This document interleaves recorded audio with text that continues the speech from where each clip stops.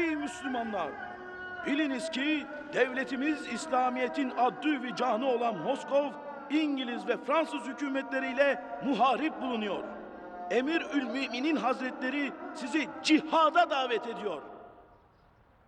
The call goes out for jihad, holy war. Germany hoped her new ally Turkey would do just what it was told, and the Allies thought Turkey would be a pushover. But the war in the Middle East went its own wild way.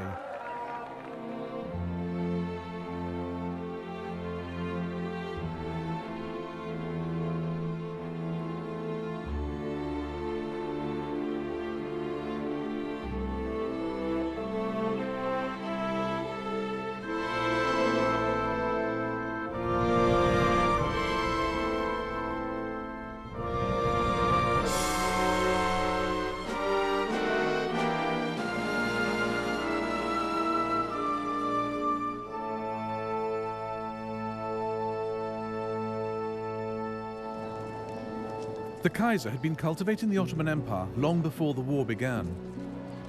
He wore a fez on state visits.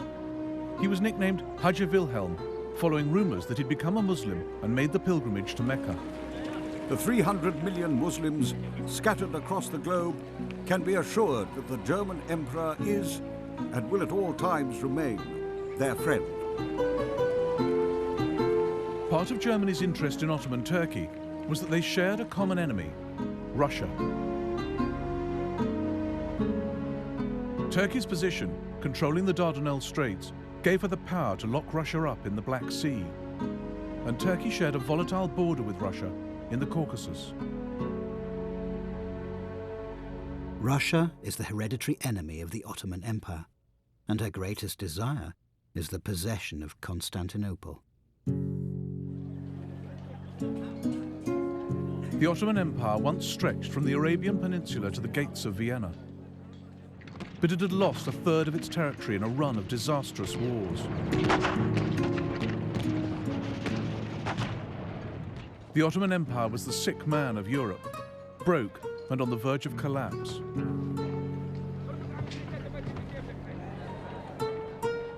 The great powers have grasped us by the throat. The government can't pay monthly salaries.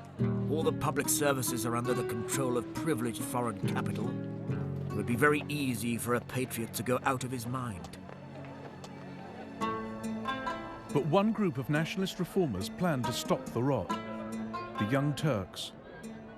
In 1909, they replaced the Sultan with his brother as a puppet and started a program of modernization.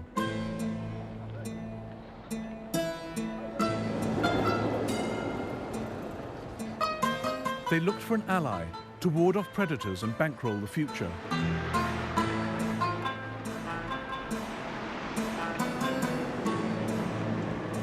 The ambitious Minister of War favoured Germany. Just 32 years old, Enver Pasha had risen through the ranks, married the Sultan's niece, and lived in splendour in Constantinople, also known as Istanbul. Enver Pasha had been military attaché in Berlin. The Germans had the power his country needed.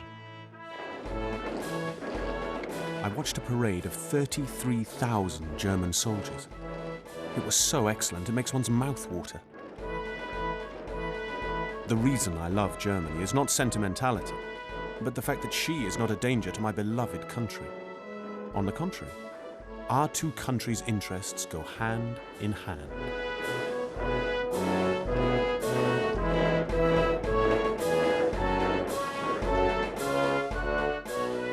Chief of the German General Staff, Helmut von Moltke, ruled out Turkey as an ally. Turkey is militarily a non-entity. If Turkey was described before as a sick man, it must now be described as a dying man. The flamboyant Baron Max von Oppenheim made the Kaiser think again.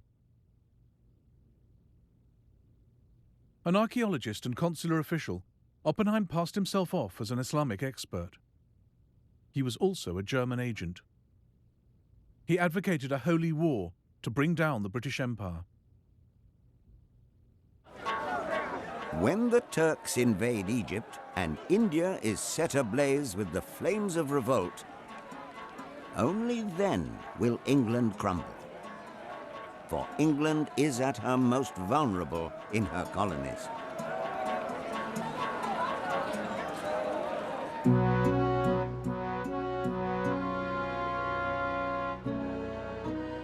By the outbreak of war, the Kaiser had come to see jihad as the way to foment revolution among the millions of Muslims under British rule.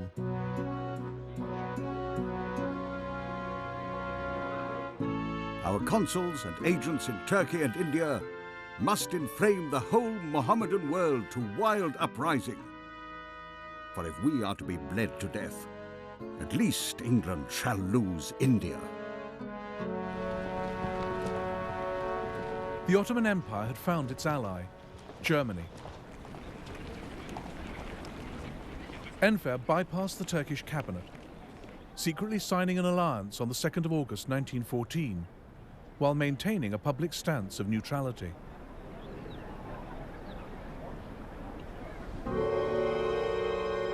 Constantinople became the jump-off point for subversion to set the East ablaze. The German embassy became a hive of Oppenheim's raffish spies. One group arrived from Berlin, disguised as a traveling circus. The word was the Emir of Afghanistan had 50,000 Muslims ready to invade India. The circus slipped out of Constantinople, bound for Afghanistan. If only they could find it.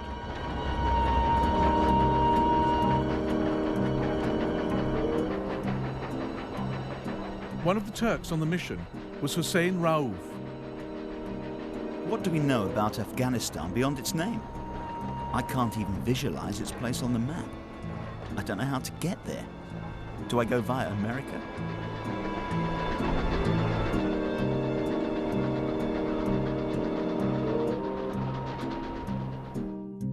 The irony was that Enver Pasha and the Young Turks weren't fanatical believers at all. They went along with Germany's jihad idea out of opportunism. What Enver really wanted was to draw together the Turkic peoples of the East into a new empire.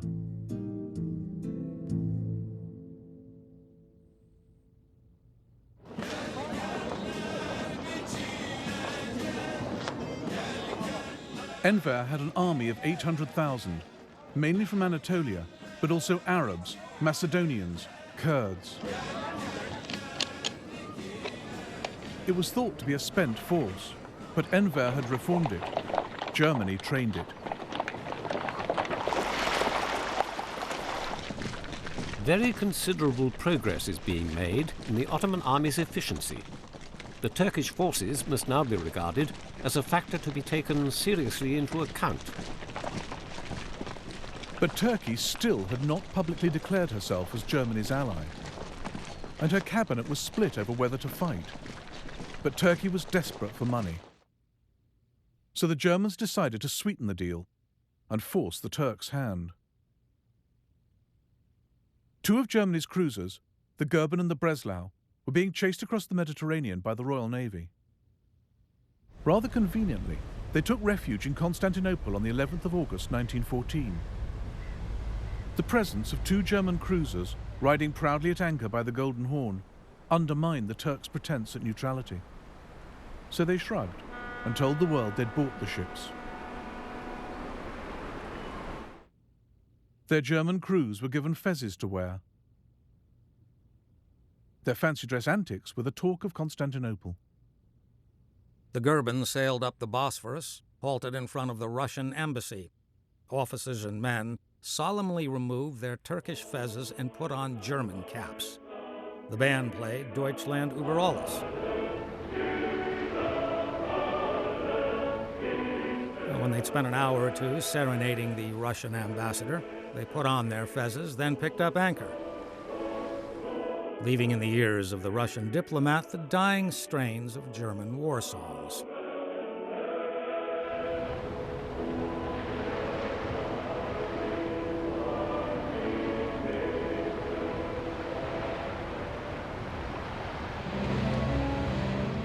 The Turkish fleet, led by the Goeben and the Breslau, steamed out of the Bosphorus. On the 29th of October 1914, they attacked several Russian ports. Enver Pasha had the gateway to the Black Sea mined. The Germans paid over £5 million in gold, securing Turkey as their ally.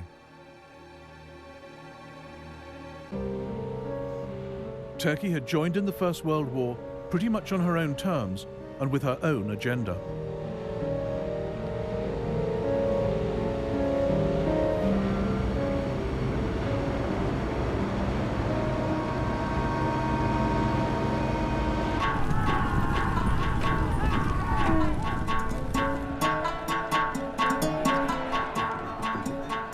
Persian Muslims are threatening trouble.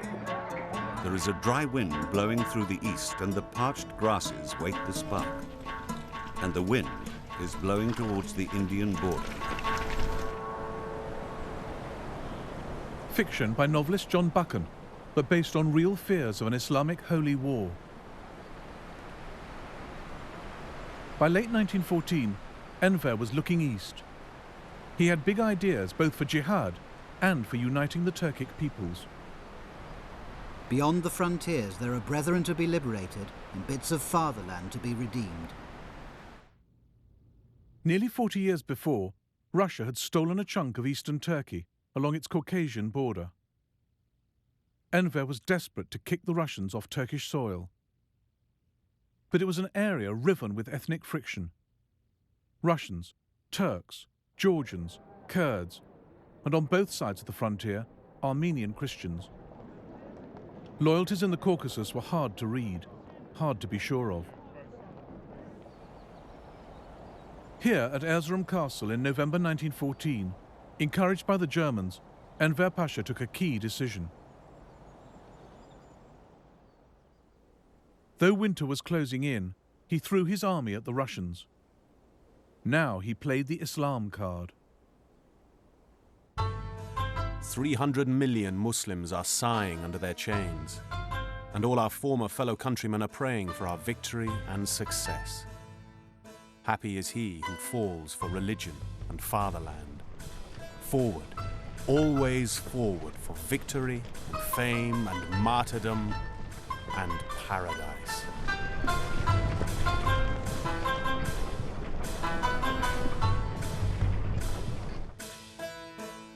In December 1914, the Turkish 9th Corps marched through the high passes of the Allah Ekber Mountains. The aim was to sweep down on the town of Sarıkamış and encircle the Russians.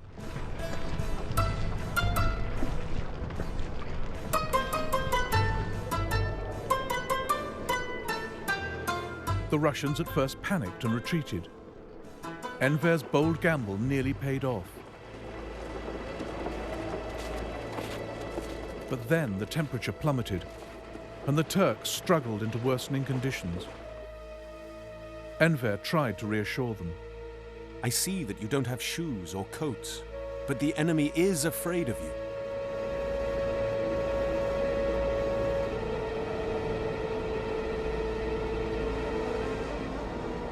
The Germans complained about our slowness, but the snow was so deep. Soldiers got lost at night. Some tried to light fires, but many fell asleep, never to wake again. We realized in the morning that half the division had frozen to death.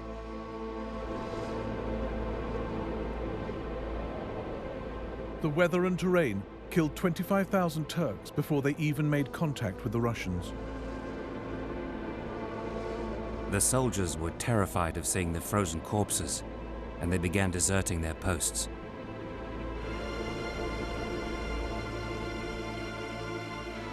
We were trying to fire at the Russian troops, but the mechanisms of the guns had iced up.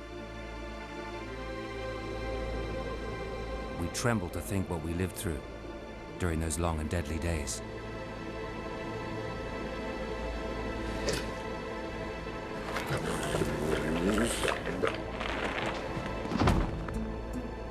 The scenes made one shudder. The depressing sound of the trundling ox carts. The corpses, mouths open, eyes staring, thrown into the greedy stomach of the soil.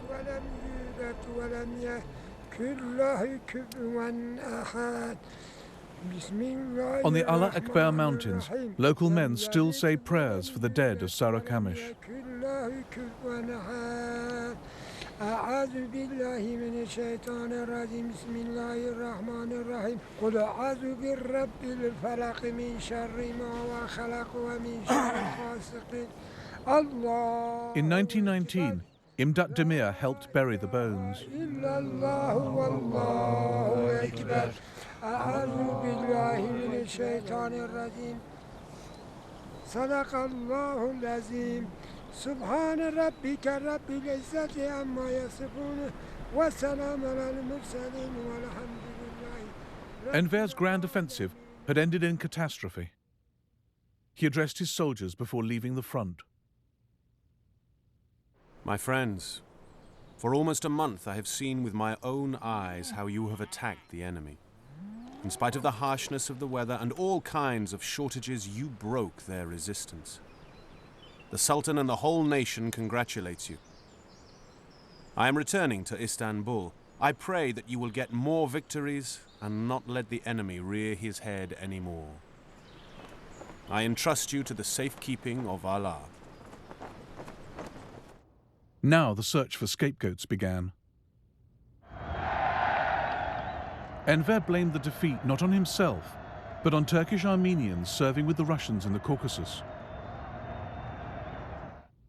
Tension between the Turks and their Armenian population was nothing new. But now Turkey had serious fears that the Armenians were bidding for independence.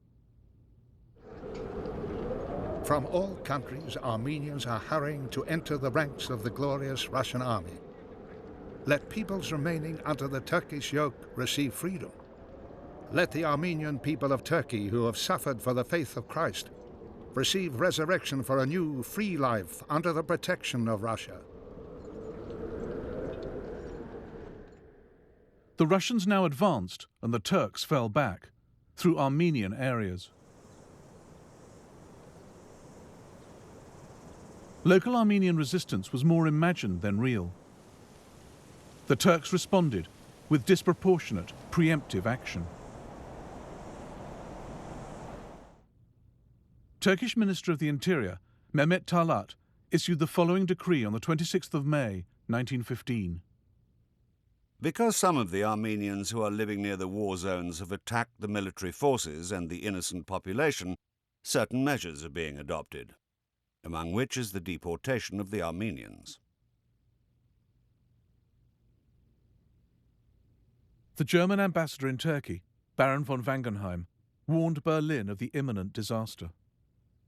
Such a mass deportation to a destination many hundreds of kilometers away, without sufficient means of transport, via areas that offer neither accommodation nor food, and are plagued with epidemic illness such as typhus, will cost many lives, especially amongst women and children. The town of Harput, key transit point of the forced Armenian exodus. Thousands passed through here to exile in Syria, then part of the Ottoman Empire. American missionary Tacey Atkinson saw terrible sights in Harput. Thousands herded together, mostly women and children, sick, lying everywhere. These people have been on the road 6 weeks. They don't know where they are to go. They have been attacked, robbed, and killed. Armin T. Wegener, a German medical officer stationed in Turkey, photographed the plight of the Armenians. And the American consul on the spot reported to his ambassador. Sir, I have to report one of the greatest tragedies in all history. A revolutionary movement on the part of some of the Armenians was discovered, and severe measures taken to check it. Little distinction being made between people who were entirely innocent and those suspected of being participants in the movement.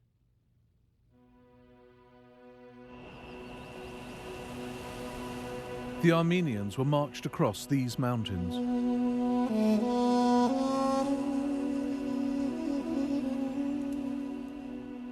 Even those who survived the journey were not safe when they reached Syria, as a German diplomat in Aleppo reported. Out of 2,000 to 3,000 peasant women from the Armenian plateau who were brought here in good health, only 40 or 50 skeletons are left.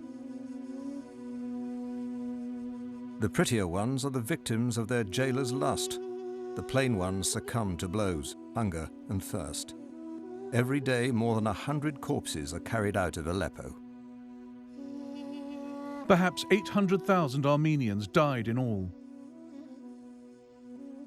Whether this was an act of centrally directed genocide is still a matter of furious debate.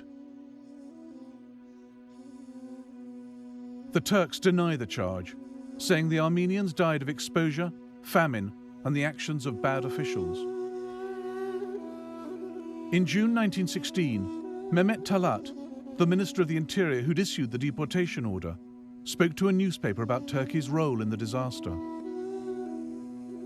The removal of the Armenians has become a military necessity, but unfortunately, through the fault of bad officials, grave excesses occurred when this order was being executed. At this point, the minister is stated to have paused and covered his eyes with his hand, as if to avoid the contemplation of the terrible vision. After which he continued, "We are no savages. Care for the security of Turkey had to predominate over all other considerations."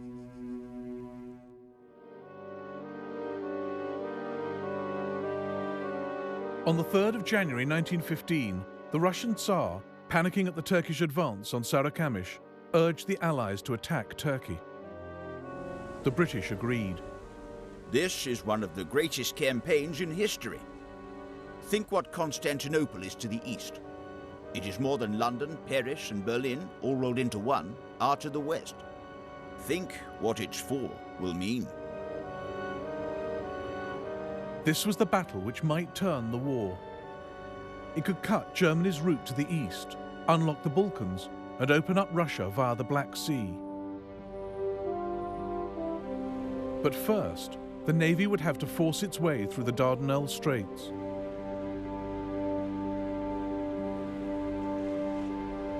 The French insisted on being involved, not wanting the British to dominate the Mediterranean. On the 18th of March 1915, a combined French and British fleet attacked the straits. The flagship was hit by a large number of high-caliber shells. A turret was put out of action, and all its crew killed. The flames didn't spare anything. Our young men, a few minutes earlier so alert and courageous, were all skeletons lying on the bare steel, blackened, carbonized.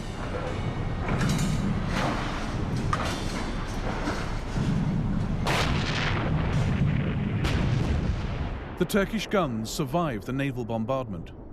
The Allied ships were sitting ducks.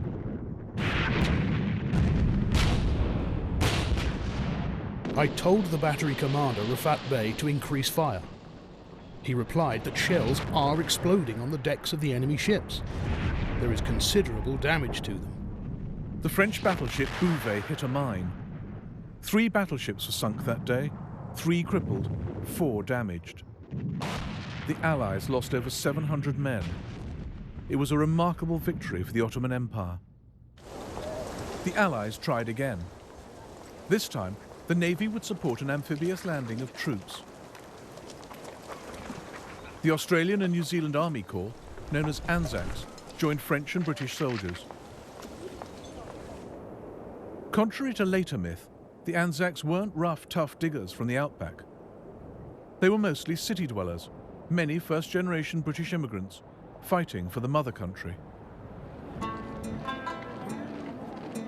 Turks like Behzadi Kerim knew this would be a fight for their country's survival. I will sacrifice myself for my faith, my country, my dear Istanbul. I will crush the dirty, loathsome hands reaching out to threaten my old father's happiness, my innocent baby's life, my beloved wife's honor. I shall be as hard-hearted as an Englishman. I salute you, O apple of my eye, Istanbul. Those who are about to die bid you farewell.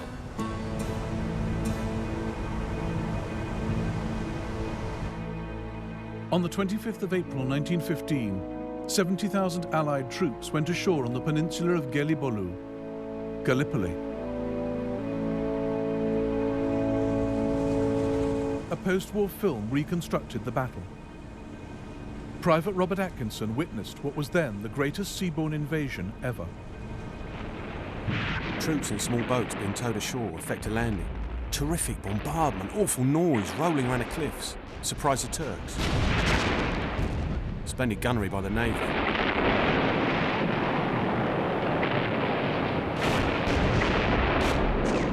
Awe-inspiring scene. My first experience of battle.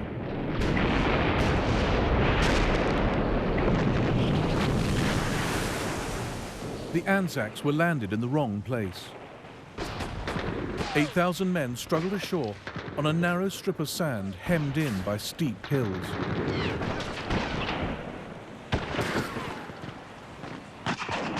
The men christened it Anzac Cove.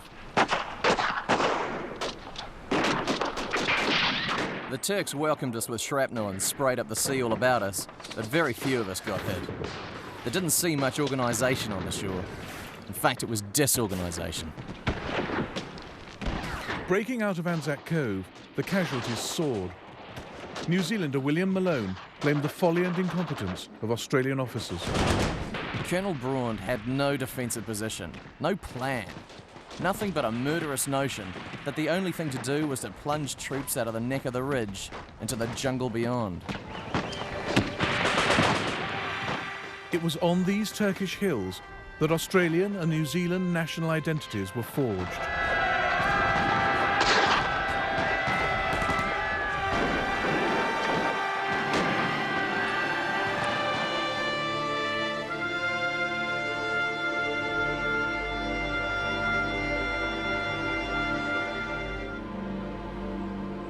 We were singing "This Bit of the World Belongs to Us."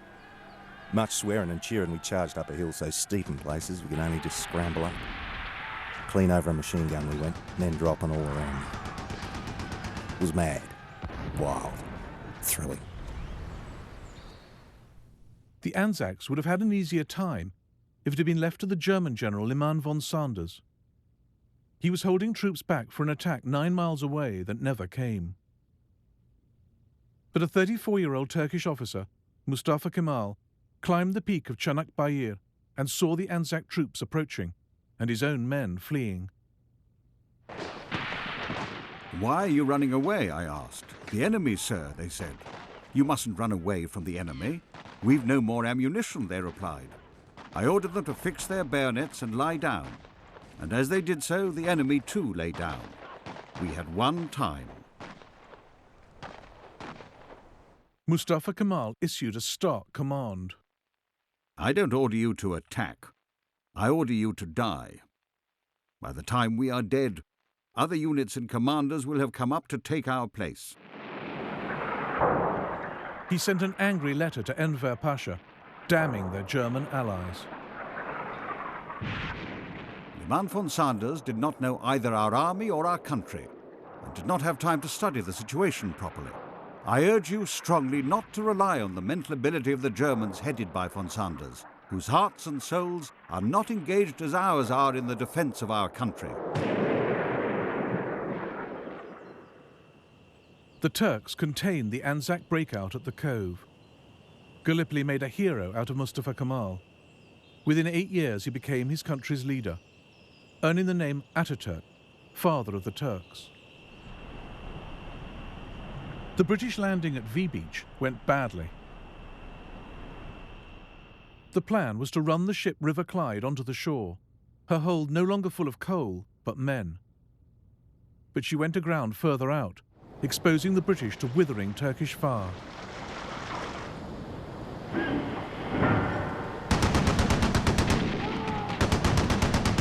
The enemy commanders were sending the men down the ramps.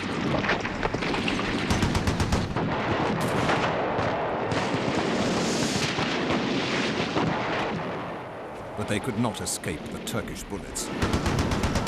Our fire was very effective, knocking the enemy into the sea.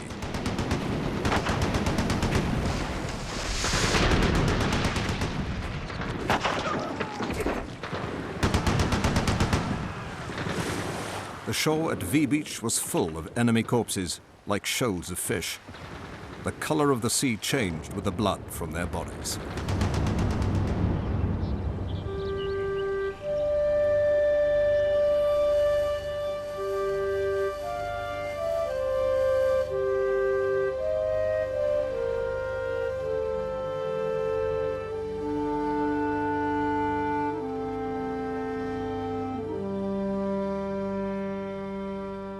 The other landings went well, but initial success was not quickly exploited.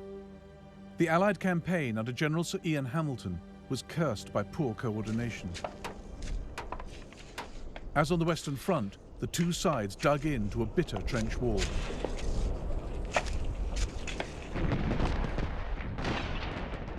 Here, an Australian cameraman scrambles back to help his assistant under fire.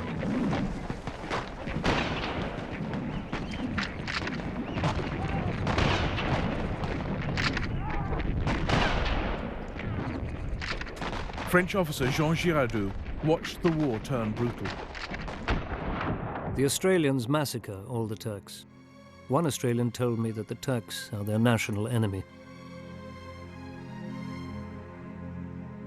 The conditions at Gallipoli were terrible. Intense heat, bitter cold, little water. Major Burge wrote home to his mother. Respected Madam, sitting fearlessly about 200 yards from 2 million bloodthirsty Turks, I take up my pen. I forgot to mention I've got about 6 feet of solid earth between me and them. The sun is very hot and I am very thirsty. The only thing there is to drink is water that comes from a nasty well, which tastes as if it had a dead mule in it. However, we are given purifying tablets, which are very good, and make the water taste as if it had 2 dead mules in it.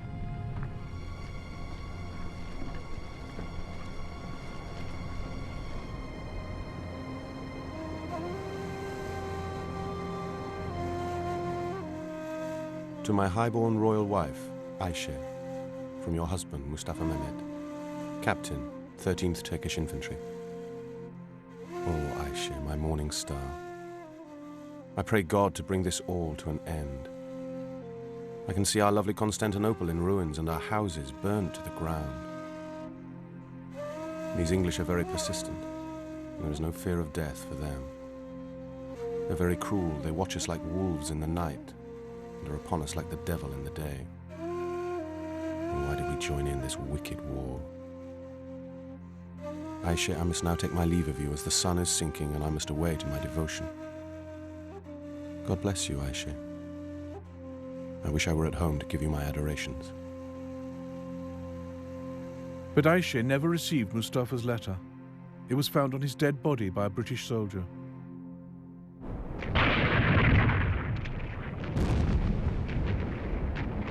The Turks lost 10,000 men in one afternoon. As spring turned into summer, the stench of the dead became unbearable. Eventually, an armistice was called to bury the dead.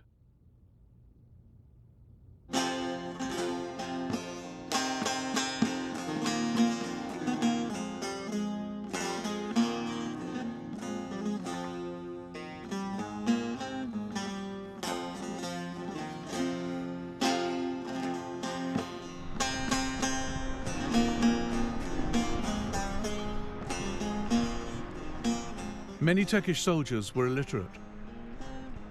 Their experiences were reflected in their songs. Çanakkale içinde vurdular beni. Çanakkale içinde vurdular beni. Ölmeden mezara koydular beni. Oh, geçtim eyvah.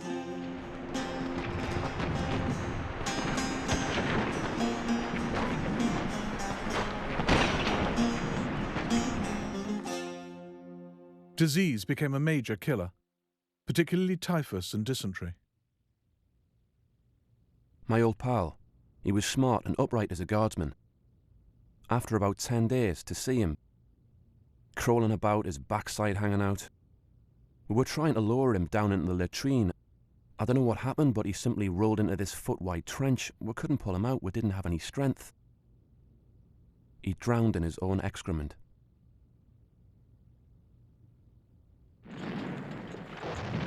Allied resolve was weakening, as Lieutenant Colonel Fakhrettin realized, writing to his father. The morale of his troops has sunk so low as to be beyond description. These fellows will eventually have to embark their troops and remove them one of these nights.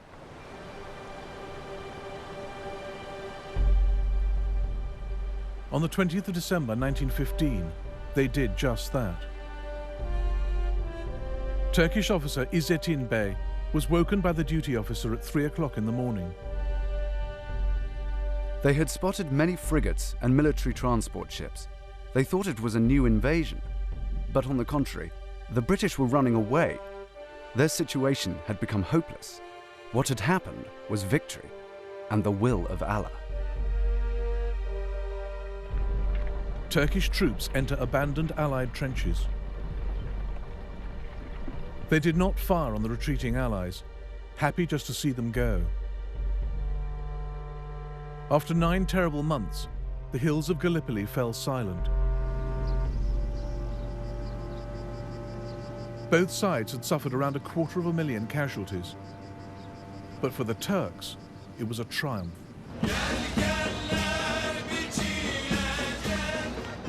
When the enemy finally withdrew, Constantinople was decorated from one end to the other. At night, the minarets were lit up with oil lamps. Everyone was full of joy. Pale faces began to smile. Constantinople came back to life.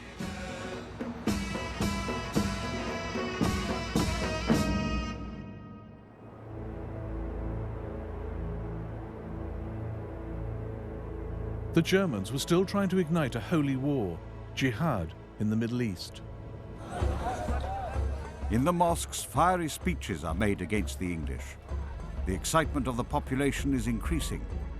60,000 Afghan riders are ready to march. The German agents who'd slipped into the Ottoman Empire as a traveling circus were now crossing Persia, disguised as tribesmen. On the 19th of August 1915, they evaded Russian patrols and entered Afghanistan. Their mission, to raise a Muslim army against the British and invade India. The team had been on the road for 9 months and had spent much of the time arguing about what route to take and who was in charge. The answer to that was German spy Oskar von Niedermeyer.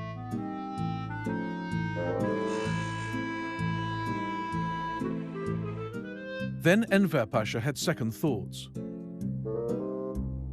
The Germans, in stirring up countries to revolt against their Russian and British masters, encouraged ideas of independence. This clashed with Enver's vision of uniting all Muslims in an expanded all-Turkic empire. Enver pulled the Turks out of Niedermeyer's mission, leaving the Germans to go it alone.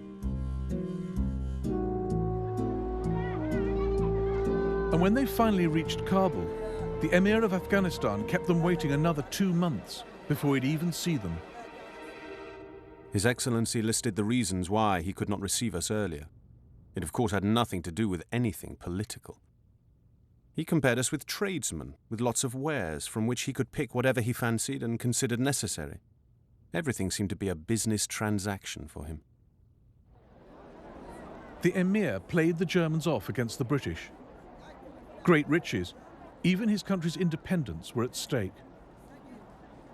He hit Niedermeyer with a demand for £10 million and 100,000 rifles and guns.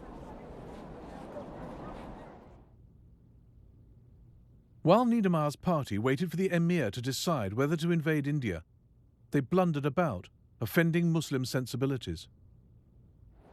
In order to enjoy some forbidden alcohol, the soldiers secretly brewed schnapps.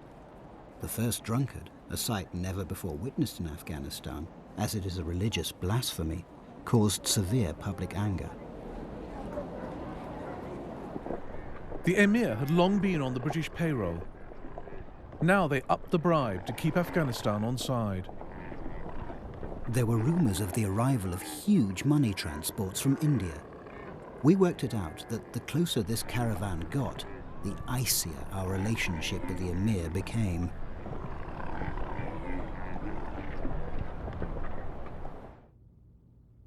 Niedermeyer and the Germans finally realized they were pawns in the emir's game and abandoned the operation. Jihad wasn't set in the east ablaze, but it still had the power to petrify the British. And Enver had no intention of halting his expansionist plans. He sent Colmar von der Goltz, a distinguished German field marshal, to take over command in Iraq and drive the war through Persia into India. Then 72 years old, von der Goltz kept in touch with his family. I could never have imagined that in my old age fate would take me so far out into the world, and that I would travel in the steps of Alexander the Great through countries that filled our imaginations when we were young. Britain decided a show of strength was needed in the Middle East to persuade the Arabs that the British were the masters there, not the Germans or Turks.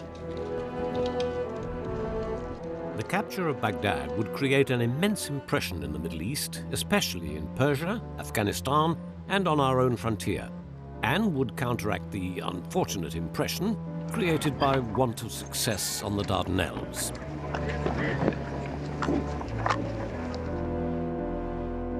By May 1915, a British division under Major General Sir Charles Townshend was advancing up the Tigris through Iraq, then part of the Ottoman Empire.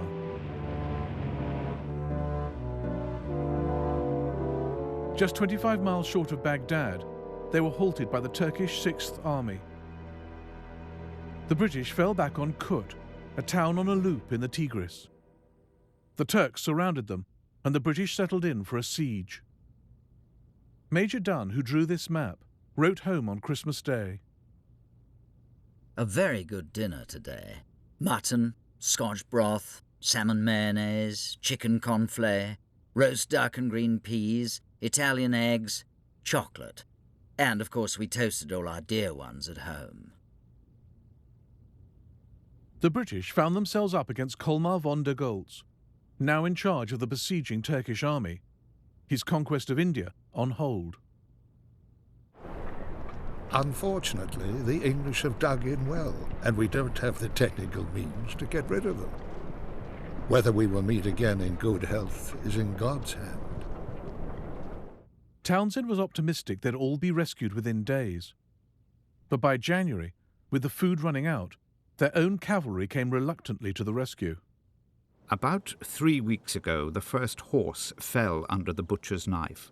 Since then, they have been slain daily, about 20 a time. We have it in steak and kidney pie, horse mince, horse rissoles, potted horse, horse soup, stuffed horse meat, etc.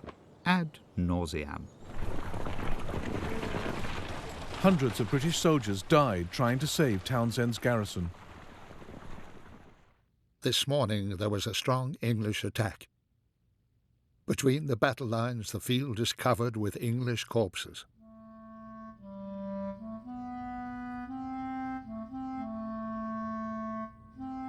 The relieving force downstream has again failed to get through. General Townshend has issued a communique to us. The eyes of India and England are on us, and we shall go down as heroes, which doesn't do us much good. I'd sooner not be a hero in Kut and have plenty to eat.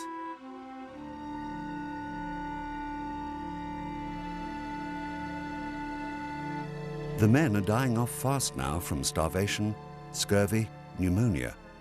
The Tommies are sticking it out better than the Indian troops, who refuse to eat mule or horse.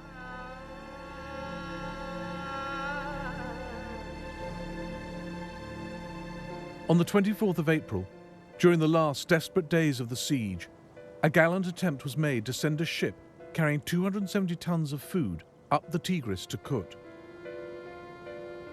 Ali Ihsan was one of a group of Turks who stretched a cable across the Tigris, ensnaring the supply ship. We confiscated an English boat which contained all kinds of food, enough to feed 5,000 for 2 months. It was called Julenar, but we renamed it Kendigelen, the godsend. Townsend became so desperate that the British made an offer to Turkish General Halil Pasha for the freedom of the garrison. General Townsend offered to me 1 million English pounds for the freedom of the English army. Had this offer been made in other circumstances, my answer would have been one word out of the barrel of my rifle. Trying to keep my calm, I replied that I took this offer as a joke. Finally, on the 29th of April 1916, after 146 days of siege, Townsend surrendered. An even more humiliating defeat than Gallipoli.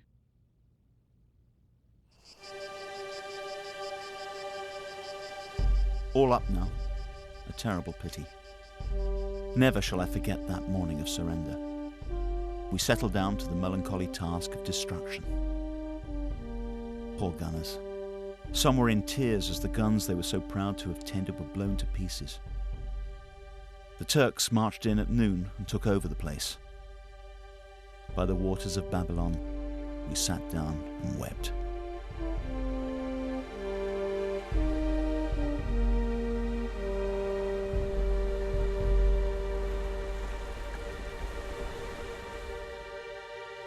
Field Marshal von der Goltz died of typhus just before the Turkish victory at Kut. But it was in line with something he wrote, an unusually modern and prophetic view. For me, the present war is only the beginning of a long historical development, at whose end will stand the defeat of England's world position. The hallmark of the 20th century must be the revolution of the coloured races against the colonial imperialism of Europe. The evening after the fall, Turks and Arabs moved through the narrow streets of the city to where we had buried the much-loved Field Marshal a few days earlier.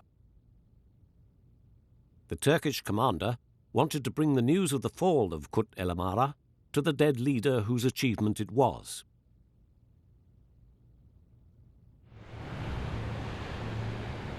Townsend sailed off to a comfortable captivity in Constantinople. During the siege, 1,750 of his British and Indian soldiers had died, but the worst lay ahead. 12,000 men were marched through the desert to Baghdad. A large percentage of the men were quite done for and couldn't possibly march another inch. They were lying on the ground, suffering from high fever and dysentery, and were smothered from head to foot in filth and covered with flies. By the war's close, over 4,000 veterans of Kut had died in prison camp, victims of willful neglect by both Turkey and Britain. Never come back no more, boys. Never come back no more. The camp is becoming a bore, boys. It's becoming a terrible bore. Shut up the old shop window. Put a notice over the door. We're packing our kits for the jolly old Ritz, and we'll never come back no more. The Allies had written off the Ottoman Empire from the start, but then suffered major defeats at its hands.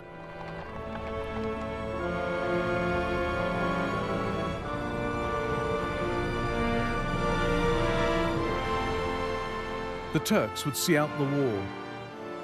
It wasn't Allah or the Germans that kept them fighting to the end, but self-defense and political ambition.